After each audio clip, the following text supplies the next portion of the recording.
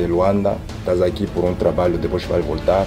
Agora, a maioria das pessoas que tu conheces também lá em Luanda. Mais lorsque je vais faire l'autopromotion de moi-même, lorsqu'on commande à demander qui est le plus grand, vois comme si le ministère c'est les voyages, le ministère c'est la richesse, le ministère c'est l'argent, le pasteur qui est plus de Jésus. Tu changes aujourd'hui ce que tu as prêché hier.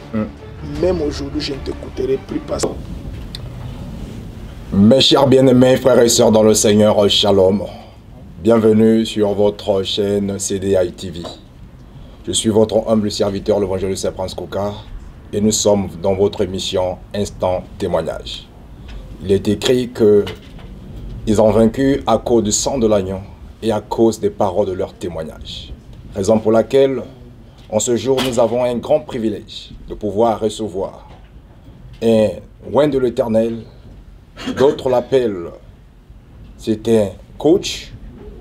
Certains l'appellent un docteur. Et d'autres, c'était papa, un oint de l'Éternel, un pionnier de l'Évangile qui impacte des vies au travers de son ministère parce que c'est un enseignant. Alors aujourd'hui, je vous demande de rester branchés, connectés sur votre chaîne CDI TV parce que vous n'allez pas sortir de la même manière que vous êtes venu au travers de cette émission. C'est quelqu'un qui, certains le connaissent, d'autres peut-être pas, mais il vient par la part du Seigneur. Il vient d'un pays que nous connaissons et nous aimons, l'Angola. C'est un Angolais. Mais aujourd'hui, au cours de cette émission, nous aurons le privilège de pouvoir parler parce que c'est un bilingue. Nous allons parler le français parce que nous sommes en France et nous allons aussi, à un moment donné, parler le portugais parce que c'est un Angolais. Alors, sans tarder, je vous présente mon invité, à savoir le docteur Salomon Antonio Deka. Shalom, docteur. Shalom, merci. Nous sommes très honorés de vous recevoir au cours de cette émission qui est dite Instant Témoignage ici à l'église CDAU. Et vous êtes en passage en France, vous êtes venu nous visiter et nous avons reçu de votre part, étant qu'un docteur, voilà la raison pour laquelle nos téléspectateurs ont le privilège de pouvoir vous assister pour la première fois. Alors, quels sont vos mots d'emblée de cette émission? Merci, je rends grâce au Seigneur parce que si je suis là parce qu'il l'a voulu, et c'est ma première fois de participer à cette émission. D'ailleurs, pour moi, bien qu'on me l'a dit, on m'a dit que nous aurons un programme juste après les cultes.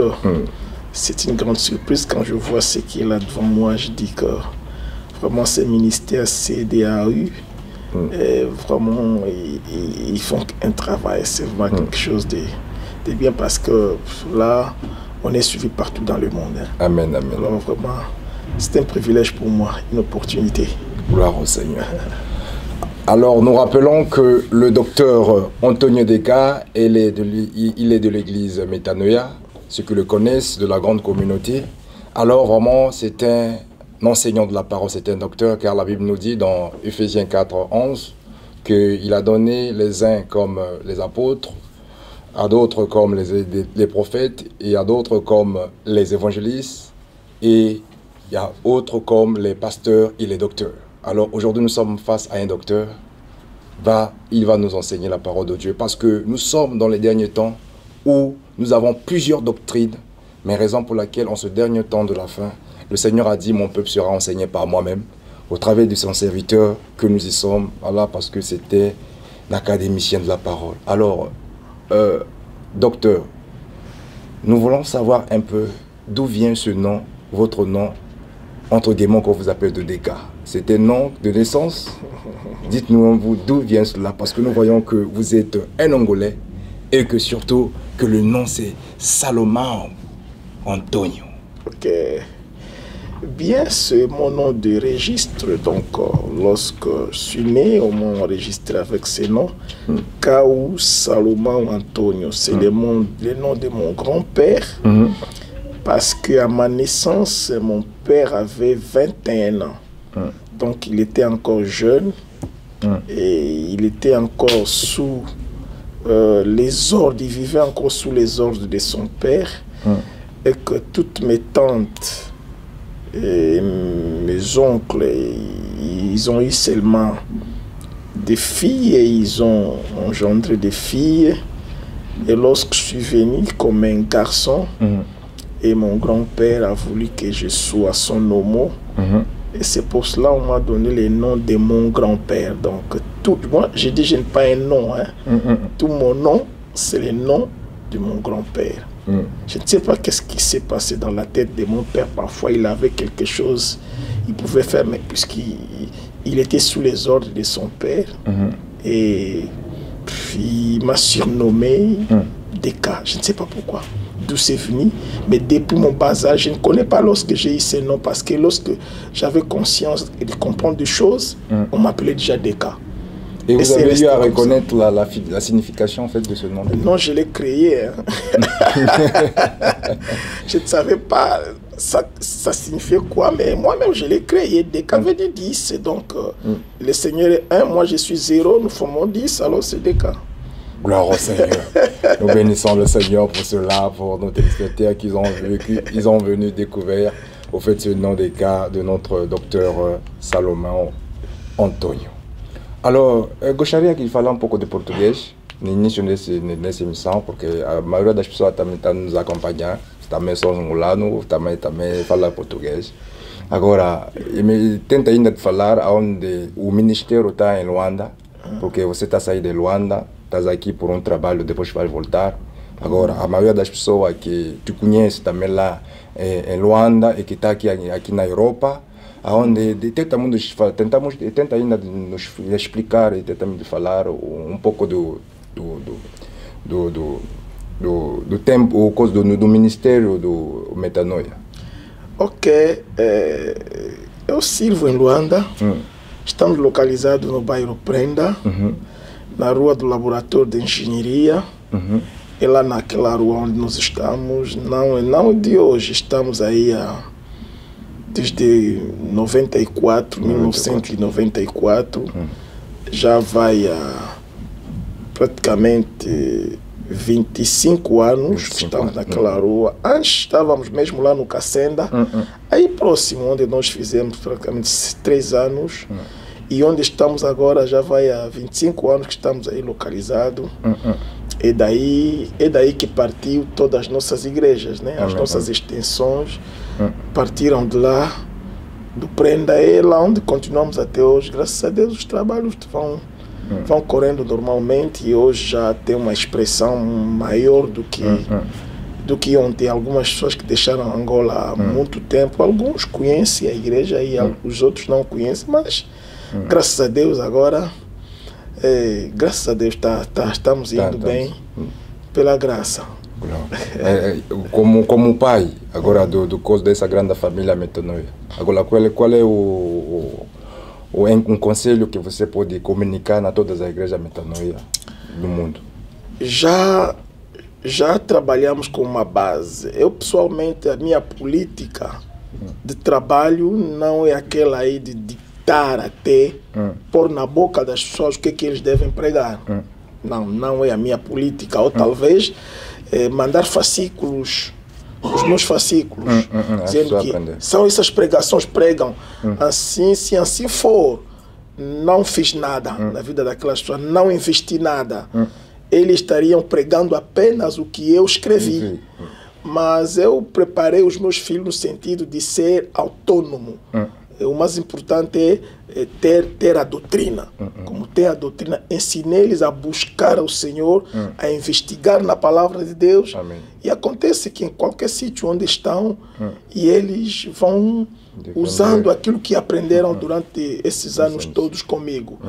E eu aconselho dizendo que continuam naquilo que aprenderam, porque a Bíblia nos disse que não tira os limites que os vossos pais colocaram. A todos os meus filhos espalhados pelo mundo, em qualquer sítio onde eles se encontram, e eu só mando recado, deixo uma mensagem dizendo que aquilo que aprenderam de mim ensinam também a outros, como disse o apóstolo Paulo, mas não tiram os limites que eu coloquei. Procedendo assim, acho que poderão ir mais longe, que chegam até onde eu próprio não cheguei. Amen. Gloire à Dieu. Donc nous venons d'écouter vraiment le docteur Salomon Antonio qui vient de parler de la part de la grande famille Métanea du monde, que lui c'est le père fondateur, il a un message, il ne veut pas communiquer au fait des fascicules encore à ces églises pour que les gens puissent communiquer ce qu'il les a donné. Mais ils doivent aller loin là où ils n'ont pas pu apporter, ils doivent étendre leurs limites et de pouvoir communiquer, ou peut-être prêcher la parole de Dieu selon la révélation du Saint-Esprit. Donc il est basé en Angola, à Luanda précisément, donc à Prenda, donc la rue de laboratoire des ingénieurs, à ceux qui connaissent Luanda. Et il a déjà, le ministère existe déjà là pour plus de 25 ans, donc c'est depuis 1994 qu'ils sont là. Donc c'était pour pouvoir savoir un peu, bien aimé dans le Seigneur, le parcours, et que nous avons parlé du bilingue, notre docteur. Donc c'est quelqu'un qui est l'enseignant de la parole. Donc c'était un peu pour pouvoir faire comprendre à certaines personnes d'où vient le docteur Antonio Deka. Alors, mon cher docteur, aujourd'hui nous voulons savoir un peu de vous. Ça fait combien de temps que vous êtes dans le ministère? Parce que vous êtes quelqu'un, vous êtes en train d'impacter les vies, et vous avez vos enseignements, et vous êtes en train de susciter des générations, préparer des générations pour pouvoir défendre les évangiles et les Écritures, et que vous êtes toujours basé par votre enseignement sur le fondement des apôtres, qui est l'Évangile. Alors dites-nous, ça fait combien de temps que vous êtes dans l'Évangile, et comment ça se fait que vous restez toujours au travers de l'Évangile que vous nous avez reçu de la part du Seigneur? Ok, merci. Moi, je me suis converti au mois de novembre 1980. Donc là, dans le prochain mois de novembre, donc je vais déjà compléter 39 ans dans le Seigneur. Donc 39 ans, la vie de foi. C'est pas dire que je chantais dans une chorale, j'allais à l'église parce que mes parents m'ont poussé, non. Quand je dis que 39 ans de foi, 39 ans de prière, ça fait 39 ans. Amen. 39 ans dans le pentecôtisme. Donc, alors, je sers le Seigneur depuis 35 ans. C'est en 1984 que je commençais à diriger une assemblée. Pour la première fois, c'est fait au mois de septembre. Je me souviens encore, c'était juste vers la rentrée scolaire. Au mois de septembre, j'ai commencé à diriger une assemblée. Et après, à partir de cette assemblée, on a créé 16 assemblées. On en a eu 17 sous mon leadership. Et c'est parti. Là, j'ai 35 ans de ministère, 39 ans de vie chrétienne, 35 ans de ministère. Et pour votre dernière question, si je me maintiens toujours dans l'évangile que j'ai aussi reçu de mes pères, parce que je sais que j'avais une base. Je ne me suis pas trompé. Je ne suis pas venu au Seigneur parce que j'étais malade, j'avais besoin d'une guérison, parce que j'avais besoin d'un emploi. Je suis venu au Seigneur parce que je ne voulais pas aller en enfer. Amen. Tout simplement. Et lorsqu'on m'a prêché, j'ai compris que j'étais perdu, j'étais pécheur. Alors je me suis approché du Seigneur, je l'ai reçu comme mon Seigneur et sauveur personnel. Et le Seigneur a tellement marqué ma vie. J'avais une vie... Ça c'était une malédiction de la famille. Je viens d'une famille de polygames. Mon grand-père, un grand polygame. Tous mes pères, donc mon père, les frères de mes pères, ils sont tous polygames. Et j'avais déjà cette sémence. Je me suis converti à l'âge de 19 ans. Mais ce que j'ai fait de 16 ans à 19 ans, pendant ces 3 ans, c'était terrible, un grand péché. Si c'était aujourd'hui, j'allais avoir le sida. Ah mais oui, hein. Donc j'ai commencé très tôt une vie de débauche de 16 ans. Gloire au Seigneur, le Seigneur m'a appelé à 19 ans. Et c'était vraiment un changement radical. Le côté le plus faible de ma famille, et c'était pour moi le côté le plus fort. Pour ceux qui me connaissent, bon, ils savent que je suis un homme vraiment comme ça. Je ne blague pas avec ma foi. Et je sais que j'étais édifié sur une très bonne base. Je peux aller où je peux. Et ma connaissance peut grandir, peut croître. Mais je ne peux pas me tromper. Parce que c'est lui qui m'a transformé de ma conversion. Ce que j'ai senti à moi, ce n'était pas de la blague. Je ne comprends pas. Il y a des gens qui disent, il est parti en Israël, il rentre à mon baptême, là, il faut que je sois rebaptisé. Au Jourdain. À ce qu'on a prêché là au départ. Mais eux, ils veulent marcher dans les traces de Jésus. Tu changes aujourd'hui ce que tu as prêché hier. Même aujourd'hui, je ne t'écouterai plus parce que je n'ai pas confiance en toi. Si tu comprends que hier, tu nies ce que tu as prêché hier, alors je n'accepte pas aussi ce que tu me prêches aujourd'hui parce que tu le nieras aussi demain. Et moi, je sais ce que j'ai vu, ce que j'ai senti en moi. Ces changements-là, personne ne peut les faire, ça doit être que Dieu. C'est pourquoi je crois toujours à l'évangile que j'ai reçu. Et c'est le même évangile que je prêche. Et ça transforme des vies. C'est pourquoi je suis toujours là, sur ce même fondement. Gloire au Seigneur, le fondement qui est le fondement des apôtres. Alors, mon cher docteur, je voudrais savoir, aujourd'hui, nous voyons qu'il y a un peu l'amalgame. Les gens ne se savent pas où confier, dans quelle doctrine, où se mettre. Alors, étant que docteur, un enseignant de la parole de Dieu, vous êtes là en train de former et de préparer une jeunesse, des générations futures. Alors, quel est le souci, votre souci primordial, capital à nos jours, où les gens sont dans la confusion des évangiles? À quel évangile croire? Étant que docteur, quel est l'enseignement que tu peux répéter, t'adresser au cours de cette émission pour certaines personnes qui nous suivent, qui sont dans le doute,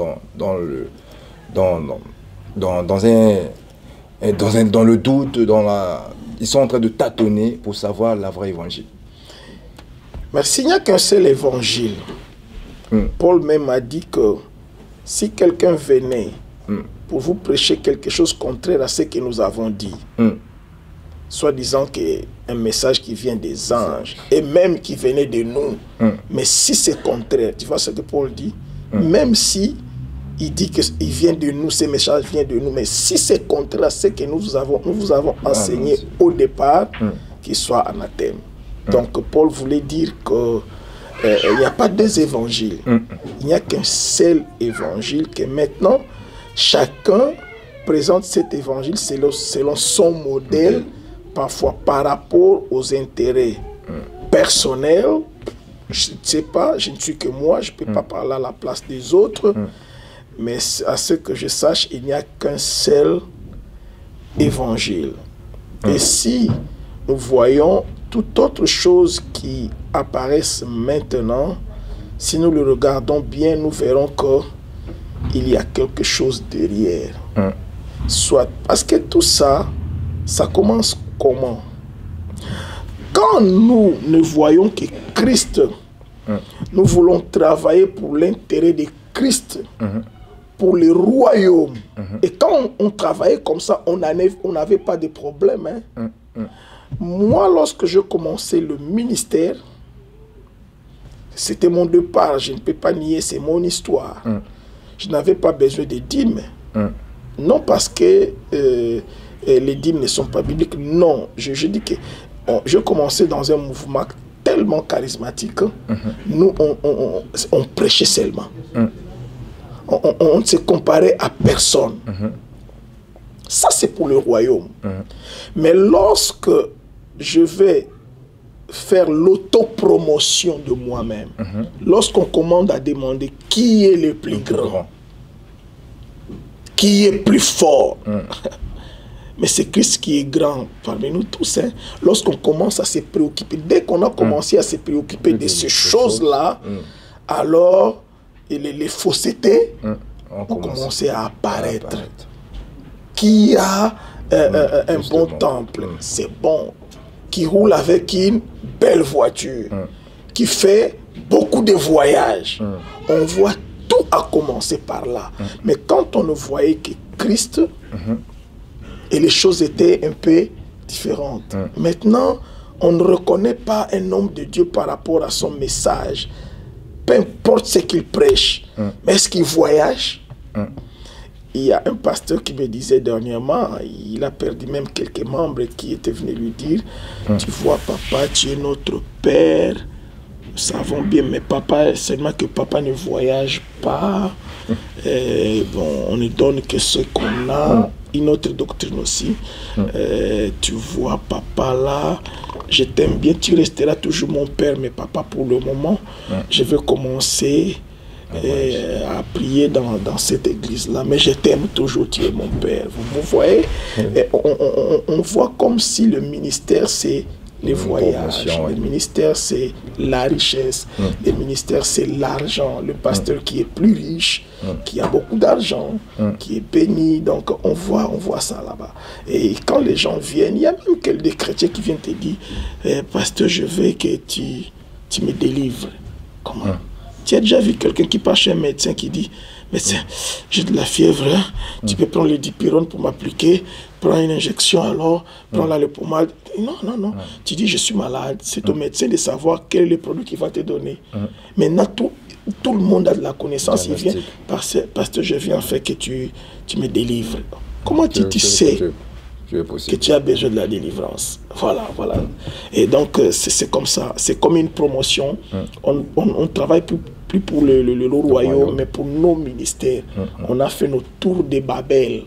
Chacun s'est donné un nom. Il veut élever la tour. Et c'est comme ça que ces doctrines commencent par là. Je dois tout faire pour élever la tour. Je dois tout faire pour élever mon ministère. Même si on ne parle pas de Jésus, mais qu'on parle de mon ministère. C'est ça. Gloire à Jésus, malheureusement. C'est par là que ces doctrines ont commencé à apparaître. Gloire au Seigneur. Donc, le seul souci de vous maintenant, actuellement, quel est le conseil que vous pouvez peut-être adresser aux églises?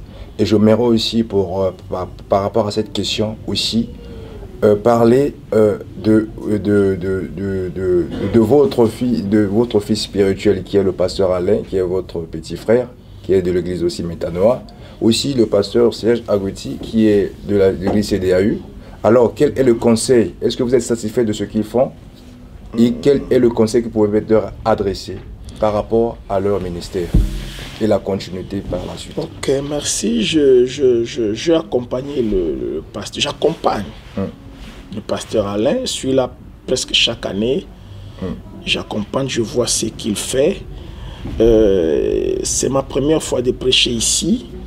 Mais le pasteur Alain m'a beaucoup parlé du pasteur Serge. Amen. Et j'ai beaucoup d'informations sur le pasteur Serge. Aujourd'hui, j'ai vu, mais j'ai beaucoup d'informations sur lui. Et j'ai vu ce qu'il fait. Vraiment, je suis flatté. Il fait vraiment un bon travail. Je voulais tout simplement dire une chose qu'un ami m'a toujours dit. Et on dit que quelqu'un, on se préoccupe souvent trop des doctrines, de ces choses. Mais je voulais dire que il y a une parabole dans la Bible qui dit la parabole des livrets et du blé. Il y a un homme qui a sémé du blé dans son champ et que pendant la nuit, son ennemi est venu et il a sémé l'ivraie. Mais quand ses serviteurs ont dit, mais il faut qu'on arrache l'ivraie. Il a dit non, n'arrachez pas l'ivraie de peur qu'en arrachant l'ivraie, vous arrachez aussi involontairement le blé. Mais il a dit, laissez-les croître ensemble. Quand les autres qui prêchent des fausses doctrines ou d'autres évangiles croissent, c'est bien, ça doit être une préoccupation. Mais ce n'est pas une justification pour ne rien faire. On a dit laissez-les croître ensemble. Donc je voulais dire, au lieu de nous préoccuper seulement de la croissance des livrets, nous qui sommes des blés, croissons. Si nous croisons les bras, l'ivraie va croître. Nous sommes tous plantés sur le même sol. S'ils progressent, s'ils achètent des avions, s'ils construisent des grandes salles, mais nous sommes plantés sur le même sol. D'où je veux dire, si l'ivraie grandit, le blé aussi doit grandir. Et le blé ne peut pas rester là à pleurer toujours. Ah, tu vois, ils pratiquent la magie. Et ils sont dans les faux. S'ils sont dans les faux, ils croissent. Nous sommes sur le même sol. Alors je les appelle à ne pas se distraire dans ces choses-là. Croissez. Je les défie d'ailleurs, pasteur Alain, pasteur Serge, croissez. Parce que nous sommes tous sur le même sol. Ne passez pas la vie en pleurant. Non. Si l'ivre croît un temps, alors croissez vous aussi. Gloire au Seigneur. Nous bénissons le Seigneur pour l'intervention du docteur Antonio Deca qui nous a parlé, encouragé et ses serviteurs de pouvoir aussi continuer toujours à travailler parce que nous sommes sur la même terre, le même sol. Alors parlons-en de ce thème que vivre à la dimension du royaume que vous venez déjà d'épingler ce parabole des livrets et du blé. Je voudrais aussi que vous puissiez nous relater ce que nous avons écouté cet après-midi par rapport à certaines personnes qui n'ont pas eu peut-être le privilège ou l'occasion de participer à ce culte aussi merveilleux où nous avons été bénis par des rémas et les holocaustes. Alors dites-nous un peu le thème que le pasteur Serge vous a imposé, vivre à la dimension du royaume. Alors aujourd'hui, nous voyons que vous avez épinglé plusieurs choses et que vous avez ramené le peuple de Dieu dans la connaissance du commencement et comment nous devons vivre à la dimension du royaume. Alors, une personne qui va peut-être nous entendre et nous écouter, peut-être un païen qui ne comprenne pas le royaume dans lequel nous parlons, peut-être il se retrouve au Royaume-Uni, il disait que mais nous vivons déjà en Royaume-Uni. Donc on vit conformément comme les Anglais y vivent. Donc voilà, on est dans la même dimension que eux parce que nous avons la même nationalité, bien que nous sommes les immigrés. Alors dites-nous, quel est le royaume que nous voulons parler de là? Bon, c'est clair, quand Jésus vient, dans Marc chapitre 1, verset 15, il dit « Le temps est arrivé et le royaume des cieux est proche. » Le royaume de Dieu est proche. Repentez-vous et croyez à la bonne nouvelle. Pour qu'il y ait un royaume, il nous faut 3 éléments importants. Amen. Pour qu'un royaume soit royaume, il faut 3 éléments importants. Amen. Un territoire, une autorité et des principes. Amen. Ça, on a un royaume. Chaque royaume a un territoire, une autorité et des principes. Ok. Alors, pour le royaume dont nous parlons ici, c'est le milieu où Dieu règne. Là, il nous a appris en disant, en priant, dites que ton règne vienne, parce qu'il y a beaucoup de règnes. La Bible dit dans Colossiens chapitre 1 verset 12, béni soit le Père de notre Seigneur Jésus-Christ qui nous a libérés du royaume des ténèbres. C'est tout un royaume aussi, qui nous a libérés du royaume des ténèbres et nous a transportés dans le royaume du Fils de son amour. Donc ce verset déjà là nous parle des 2 royaumes, le royaume des ténèbres et le royaume du Fils de son amour. Amen. C'est exactement ce que Christ a fait. Quand il est venu, il nous a libérés du royaume des ténèbres. Or, le royaume des ténèbres a ses réalités. Le royaume du Fils de son amour aussi a ses réalités. Et plusieurs personnes sont libérés du royaume des ténèbres. Ils sont dans le royaume du Fils de son amour, mais il y a un retard entre la vérité et la réalité. Donc la vérité est que ils sont déjà dans le royaume du Fils de son amour. Ça, c'est la vérité. Mais la réalité qu'ils vivent, ils vivent comme s'ils n'y sont pas. Un exemple que j'ai donné, c'était l'exemple de Lazare. Dieu a libéré Lazare. Lazare était sauvé. Il a été déjà délivré du royaume des ténèbres pour le royaume du Fils de son amour. Mais regarde comment Lazare a vécu. Nous pouvons dire quoi? Le Seigneur a applaudi Lazare. Lazare, merci. Non. Cette parabole veut dire quoi? Dieu est pour la pauvreté. Le christianisme n'accepte pas la médiocrité. Le christianisme n'accepte pas la médiocrité. Mais Lazare désirait s'alimenter. C'était un désir. Hein? Il désirait s'alimenter des miettes qui tombaient sur la table des riches. La Bible dit, fais de l'Éternel tes délices. Il te donnera ce que ton cœur désire. Il a reçu ce que son cœur désirait. Donc Lazare n'a pas vécu à la dimension du royaume. Donc, voilà un exemple. Donc cela veut dire que certaines personnes étant nées de nouveau, étaient affranchies par Dieu, par Jésus-Christ, mais ils vivent encore pas à la dimension du royaume parce que leur mentalité n'est pas encore changée. Il leur faut ce que David dit, une restauration complète. Une restauration complète.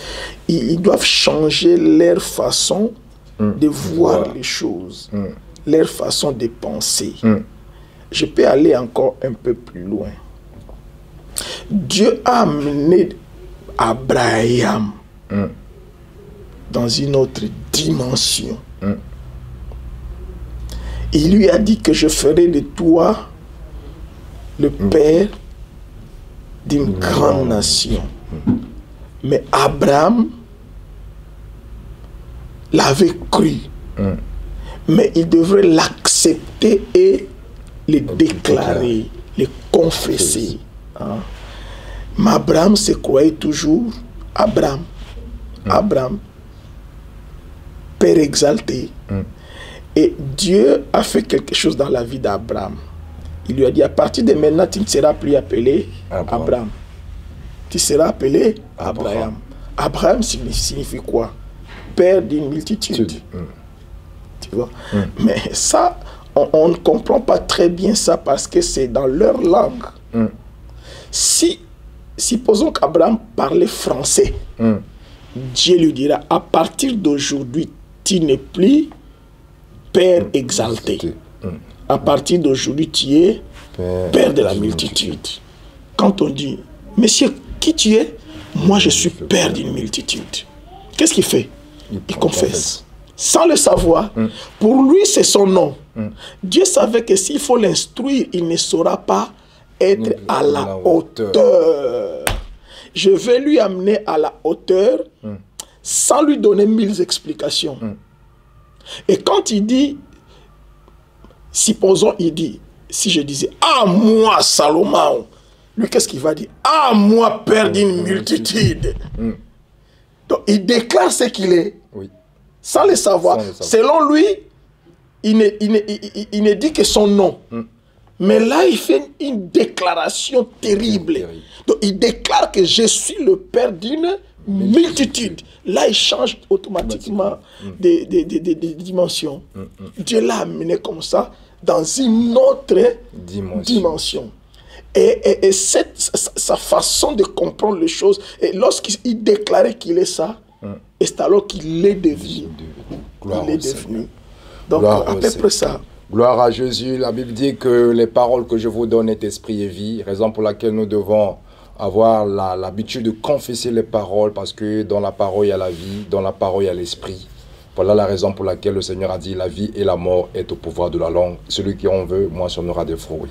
Et nous chutons vers la fin de cette émission. Nous avons été bénis par le docteur Anthony Edeka qui nous vient de l'Angola, qui nous a parlé de comment vivre à la dimension du royaume. Et il nous a décortiqué au fait son parcours et il nous a parlé vraiment de son témoignage qui était très émouvant, pardon.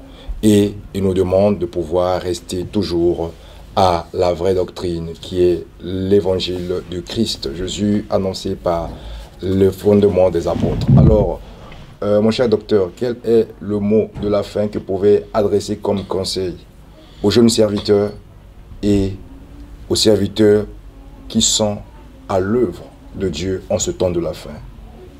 Qu'est-ce que nous devons privilégier pour pouvoir chercher d'abord à orienter et à gagner ces âmes pour pouvoir les présenter au Seigneur? Ok, mon dernier conseil serait ne néglige pas ton père spirituel. Amen. Et il y a un père et il y a un mentor. Il y a Paul qui disait, vous pouvez avoir beaucoup de maîtres dans le Seigneur, mais vous n'avez qu'un seul père qui vous a engendré dans la foi. Suivons l'exemple de nos pères. Ton père peut ne pas faire beaucoup de choses. Tu peux faire beaucoup, mais lui fera ce qui est important. Tu sais, Joseph, il était devenu grand. Il a interprété beaucoup de songes. Des songes, des grands songes. D'une nation entière comme l'Égypte, une grande puissance, qui était une civilisation à l'époque. Mais Joseph les a épatés tellement qu'ils l'ont nommé premier ministre. Mais malgré tout ce que Joseph a interprété, il y a un songe qu'il n'a pas pu interpréter. C'est son père qui l'a aidé. Malheureusement qu'il a oublié son père. Parce que quand il arrive en Égypte, il interprète beaucoup de songes. Même quand la femme de Potiphar voulait se mettre avec lui, Joseph a interprété ça. C'était pas seulement question du plaisir. C'était la guerre des dieux. Potiphar veut dire celui qui appartient au soleil. Ils appartenaient au dieu soleil. Et lui, il avait son dieu. Et là, vous savez que dans le mysticisme, dans l'occultisme, le sexe est une voie, un moyen pour la transmission de beaucoup de choses. Moi, je demande, je me dis, je ne sais pas, peut-être, je ne sais pas si je me trompe, mais il me semblerait que, d'ailleurs, que Potiphar était l'eunuque, était aussi eunuque de Pharaon. Comment un eunuque peut avoir une femme? Comment un eunuque peut avoir une femme? C'était normal que sa femme cherchait. Joseph a interprété. Dans la prison, il a interprété. Devant Pharaon, il a interprété. Et pourquoi? Parce qu'il était esclave. Il était esclave, il était prisonnier. Quand on est esclave, on interprète facilement. Quand on est prisonnier, on interprète facilement. Mais quand il est devenu chef, il est devenu premier ministre. Et Pharaon lui a donné Asnath comme femme. Et Asnath était le fils de Potiphar. Qui a acheté Joseph? Potiphar. Et son beau-père, Potiphar. C'est la même chose, c'est question de l'accent. Potiphar, c'est celui qui appartient au soleil. Potiphar, c'est lui qui appartient au soleil. Mais lorsque la femme de Potiphar le voulait, qu'est-ce qu'il a fait? Il a interprété et il a refusé. Mais lorsqu'on lui a proposé la fille de Potiphar, il n'a pas pu interpréter. Moi, j'appelle ça le troisième songe de Pharaon. Pharaon avait un songe. Il voulait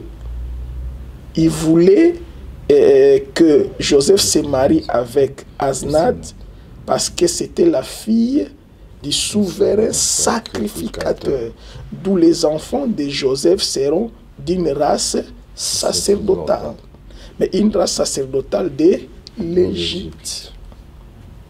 Et il savait que ce pouvoir que Joseph a, ces capacités, ses enfants peuvent les hériter. Et ses enfants seraient à moitié égyptiens. Vous voyez, c'était un songe qu'il avait.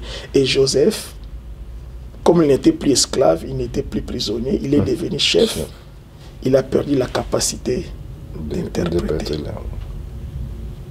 Et son père est resté. Il a engendré son premier fils, il lui a donné le nom de Manassé. Manassé veut dire quoi? Dieu m'a fait oublier toute la maison de toute ma peine et toute la maison de mon père. Donc il a oublié même la maison de son père. Et le deuxième, il lui a donné le nom d'Ephraïm.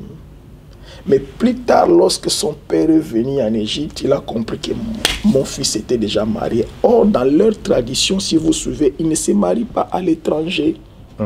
Pour le mariage d'Isaac, son grand-père, Abraham a dit, ne prends pas une femme pour mon fils au milieu du peuple où j'habite. Va chez moi, va chercher une femme. Ça, c'est son grand-père. Pour son père Jacob, qu'est-ce qu'Isaac lui a dit? Il a dit, allez chez ton oncle Laban chercher une femme. Mais lui, comment, sachant que dans notre tradition, on ne se marie pas à l'étranger. Et lui s'est marié en Égypte. Il avait la révélation, mais Pharaon avait beaucoup plus d'expérience que lui. Et quand son père est venu, il a compris que on a trompé mon fils. Et il lui dira, mon fils, avant de mourir, tes deux fils que tu as engendrés en Égypte, ils sont maintenant mes fils comme Ruben et Siméon. Ils sont miens, ce sont mes deux fils. Qu'est-ce que son père a fait? Son père a interprété les songes que Joseph n'avait pas interprétés. Tes enfants seront réclamés par les dieux de l'Égypte parce qu'ils sont de la race sacerdotale. Il a dit, maintenant ils sont devenus mes fils. Donc il a coupé la lignée de Potiphar dans les enfants de Joseph. Il les a greffés dans les dieux d'Abraham, d'Isaac et de Jacob. Qui a interprété cette vision de Pharaon? C'est le père. Et ni était le père, qui serait Ephraïm et Manassé. Or maintenant en Israël, parce qu'il les a traités de ses enfants, il y a la tribu de Manassé, il y a la tribu d'Ephraïm. Alors qu'il a interprété de grandes visions, mais celle-là, c'était une vision importante. Et je conseille, tu peux interpréter des grandes visions. Ton père reste toujours ton père. Parce qu'il viendra interpréter un songe que toi, tu n'as pas pu interpréter. Apparemment, Joseph était plus grand que son père parce qu'il est devenu le premier ministre d'une nation civilisée, de la grande puissance. Mais malgré ça, c'est Jacob, son père, qui a interprété les plus grands songes que lui n'a pas pu interpréter. Il dit Manassé, plutôt Ephraïm et Manassé, parce que Ephraïm déjà c'est l'oubli. Dieu m'a fait oublier ma peine et toute la maison de mon père. Étant l'oubli, il ne sera pas le premier. Il dit Ephraïm et Manassé, et non Manassé et Ephraïm. Amen. Ils sont devenus mes enfants. C'est pourquoi je conseille aux jeunes. Ah, il a une plus grande église que mon père. Il a plus d'onction que mon père. Mais ton père est ton père. Il te traite avec amour. Ton père peut te tirer l'oreille quand tu ne marches pas bien. Alors, il n'est pas aussi dit que le père doit nécessairement avoir une église plus grande que le fils. Non, ce n'est pas un principe. Non. D'ailleurs, la Bible dit quoi? Les fils de la jeunesse sont comme des flèches dans la main du guerrier. Heureux soit l'homme qui en remplit son carquois. Cela veut dire quoi? Si les fils sont des flèches, et moi qui lance une flèche, entre moi et ma flèche, qui ira plus loin? C'est ma flèche. Moi je lance ma flèche, entre moi et ma flèche, qui ira plus loin? Alors si mon fils a une plus grande église de 1000 membres, et moi j'en ai de 100 membres, il dira que ce n'est pas mon père. Non. Tu as une église de 100 membres, mais qui t'a lancé? Tu es ma flèche. Donc ma flèche doit arriver là où je ne suis pas arrivé. Ma flèche doit attraper l'animal que moi je n'ai pas pu attraper en courant. Donc ma flèche doit aller plus loin que moi. C'est pourquoi tu peux devenir très grand, mais ton père restera toujours ton père. C'est ça le conseil que je laisse aux jeunes. Amen, amen. Considère ton père. Il est toujours ton père. Tu peux interpréter des grands songes, mais lui interpréta un seul, et qui est capital et qui est important. Vraiment, je vous aime. C'est le conseil que je laisse. Que Dieu vous bénisse. Merci évangéliste. Merci au pasteur Serge. Merci au pasteur Alain pour m'avoir amené ici chez le pasteur Serge pour ces cultes que nous avons passés ensemble. Vraiment, je vous bénis. J'ai béni aussi maman Serge qui me regarde, qui est à côté, qui m'a vraiment suivi depuis le début de ce programme. Je vous aime, que Dieu vous bénisse. Amen, amen. Merci beaucoup, maman. Nous avons été passer des moments vraiment inoubliables, mémorables pour chacun d'entre nous. Vous savez que vous êtes bénis dans vos différents demeures parce que nous avons été face à un docteur qui nous a enseigné la parole, qui nous a réconforté, encouragé. Et ne n'oubliez pas que le Père reste le Père, parce que le Maître a toujours une prise qu'il ne montre jamais à son élève. C'est la dernière prise qui pourra peut-être lui faire battre le combat, gagner le combat, pardon. Donc je crois que restons attachés, soudés auprès de vos pères, de nos pères, pour que nous puissions encore aller de l'avant, parce que c'est lui qui lance la flèche. Merci, docteur, et bon retour en Angola. Et nous sommes vraiment ensemble, et nous sommes de tout cœur avec vous, et que Dieu vous bénisse, et vous continuez toujours à être un canal de bénédiction pour des générations futures. Ok, c'est moi qui remercie pour cette opportunité d'avoir participé à ce programme. C'est partagé. Merci. Nous bénissons le pasteur Alain, le pasteur Serge Agouti, nous bénissons aussi la servante merveille, nous bénissons nos réalisateurs, voilà, le frère Joël, nous avons aussi le frère Léon qui était là, donc toute l'église CDAU. N'oublions pas, nous avons la conférence du 30 octobre au 3 novembre, 5 jours de gloire. Venez apprendre gratuitement. Ça sera vraiment un bon départ pour chacun d'entre nous, pour pouvoir aller encore de l'avant, faire encore des espoirs. Que Dieu vous bénisse et à très bientôt.